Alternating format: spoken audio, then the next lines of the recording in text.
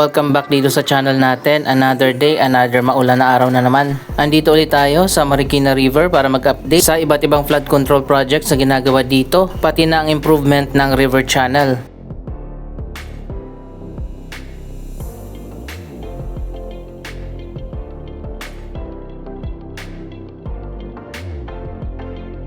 Ito na ngayon ang latest na progress sa ginagawang retrofitting ng tulay. Pinapatibay nito ang foundation ng mga poste.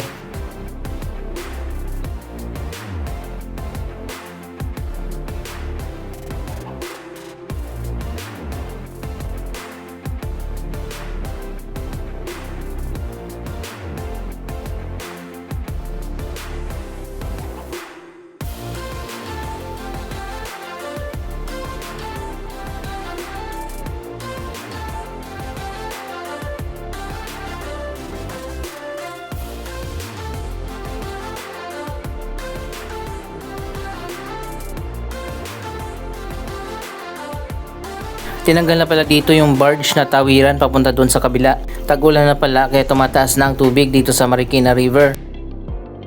Doon sa kabila ginagawa na rin ang river channel improvement. Nagtatayo dyan ng malawak na riverside walkway, may mga hagdanan at riverside park. Katulad din dito sa kabilang side.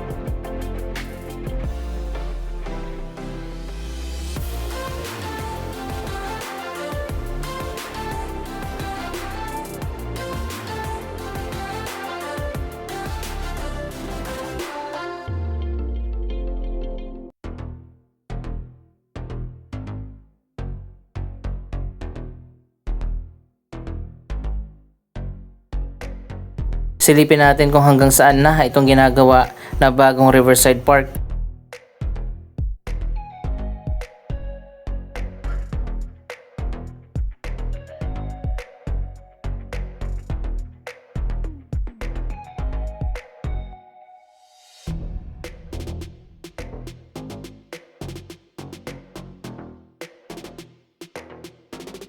Andito lang pala itinabi sa gilid yung barge na tawiran.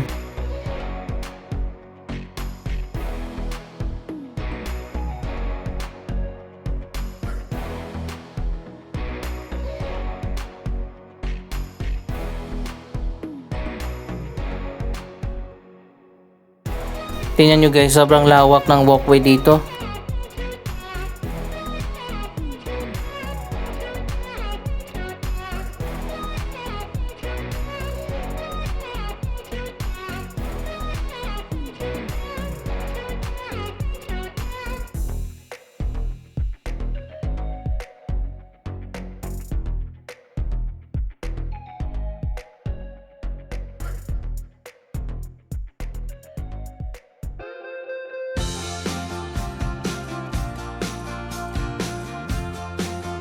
So ayun guys, hanggang dito na pala yung ginagawa doon sa kabila.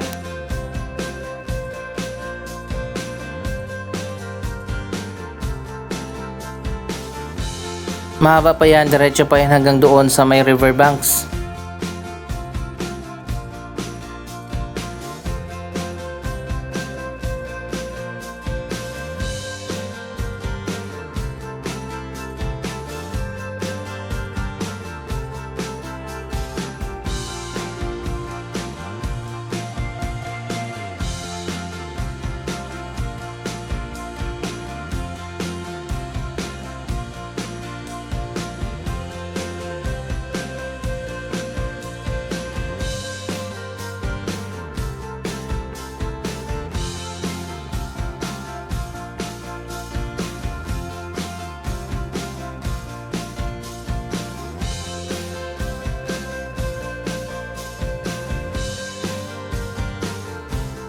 Pwede ka palang umakyat dito sa may sapatos.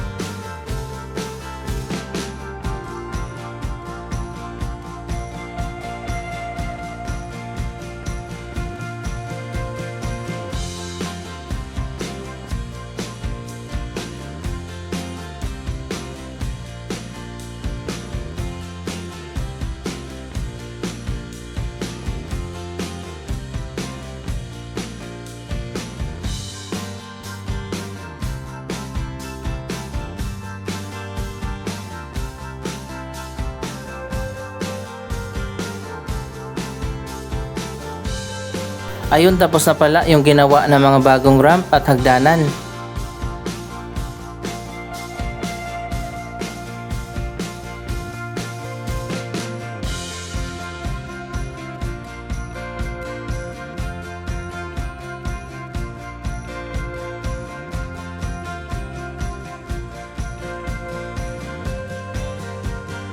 So ayun guys, para sa mga nakabike o nakamotor, meron ng ramp dito para hindi na sila mahirapan.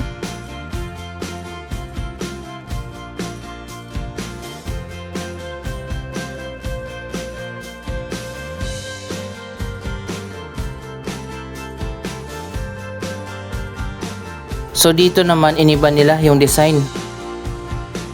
Dito yan sa tapat ng statue.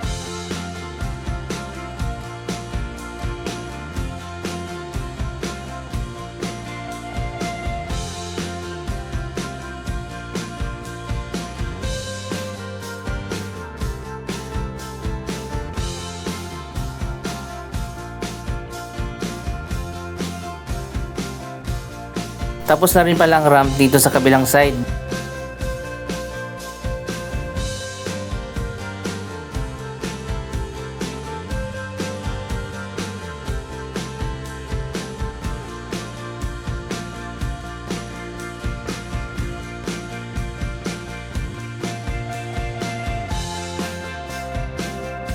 Wow, ang ganda na pala dito. Lalo na siguro kapag natapos na itong buong Marikina River. Pwede na tayong maglakad mula dito hanggang sa may river banks hanggang dun sa may SM Marikina. Sobrang lawak na ng Riverside Walkway.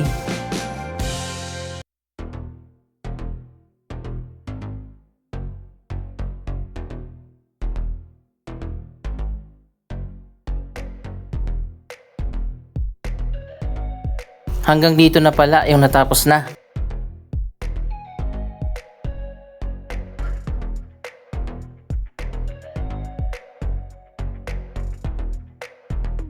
Wow, dun pala sa kabila tinaasan yung wall. Alam naman natin nung bagyong Ondoy, yung mga village dyan malapit sa Marikina River, inabot talaga ng sobrang taas ng baha.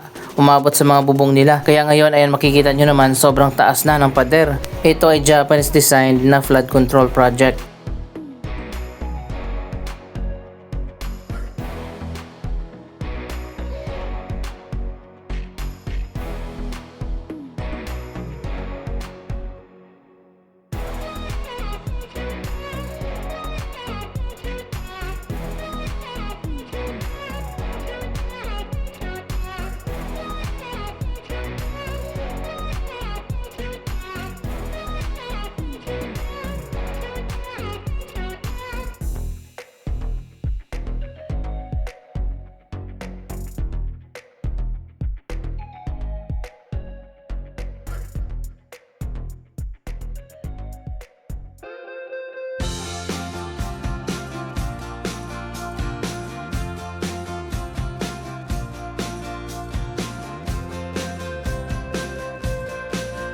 Abangan pa natin ang karugtong nito hanggang umabot doon sa may riverbanks.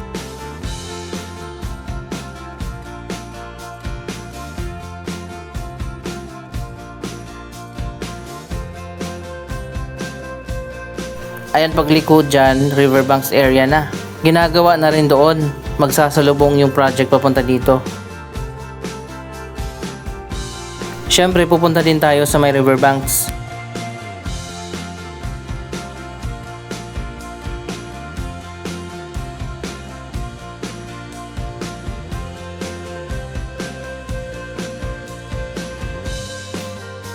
Maganda siguro mag-jogging na dito kapag dire-diretso na yung Riverside Walkway.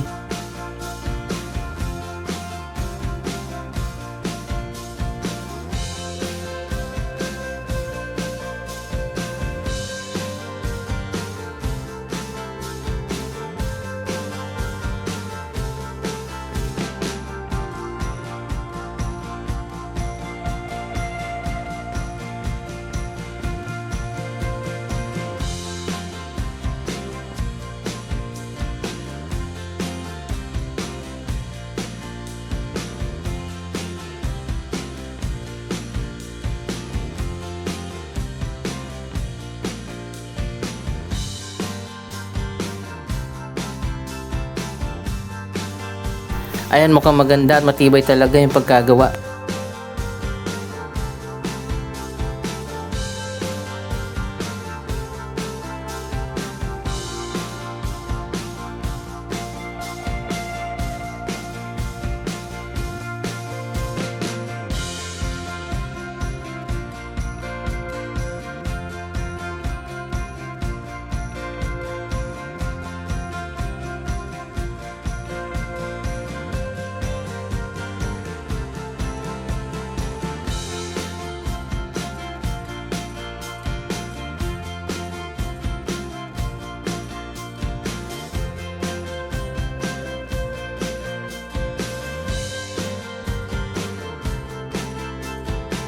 Iba pa yung ginagawa doon sa may Pasig River. Bahagi din yun ng Japan-funded na flood control project at river channel improvement.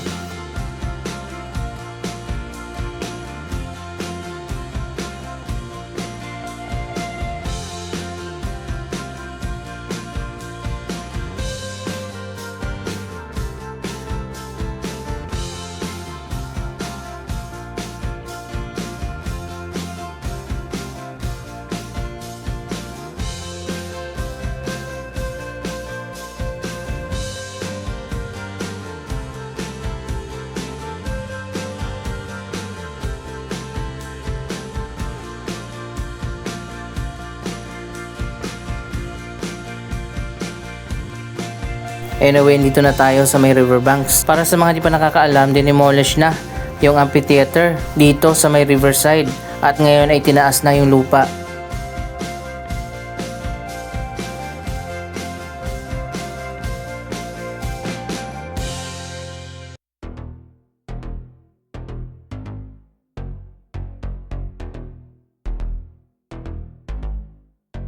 Ayan guys, makikita nyo naman mas mataas pa yung itinambak dito.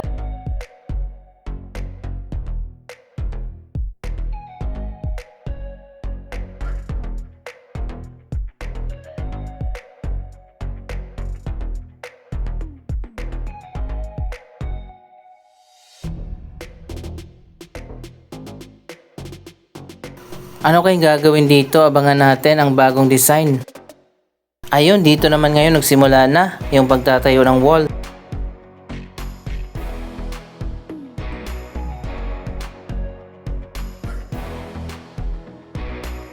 Dati walang wall dito, mga hagdanan lang.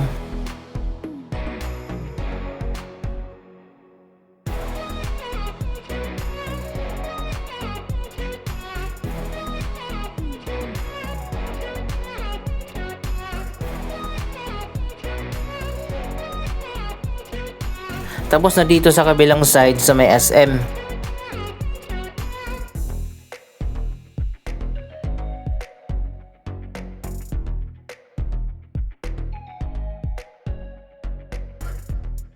Dito pala dati yung rentahan ng mga bike na ngayon ay tinanggal na. Eto na, mataas din ang wall na itatayo dito.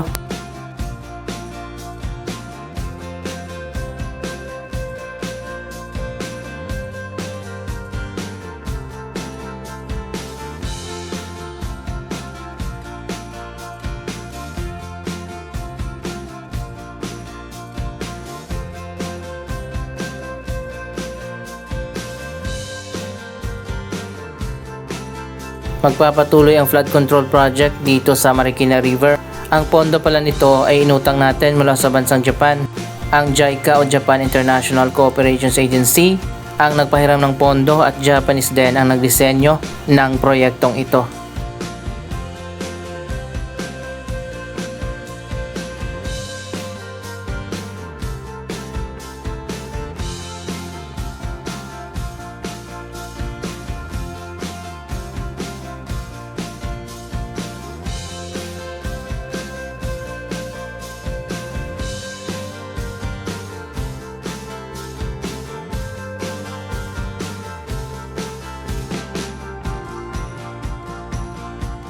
Doon naman sa kabila o malapit ng maidugtong yung dalawang matataas na pader. Sa ilalim yan ng Marcos Bridge malapit sa SM Marikina. Anong masasabi nyo sa mga development na ito? Mag-comment lamang dyan sa baba ng inyong mga reaksyon. Maraming salamat sa inyong panonood. Huwag kalimutan na i-like, i-share ang video ito at mag-subscribe. Thank you for watching.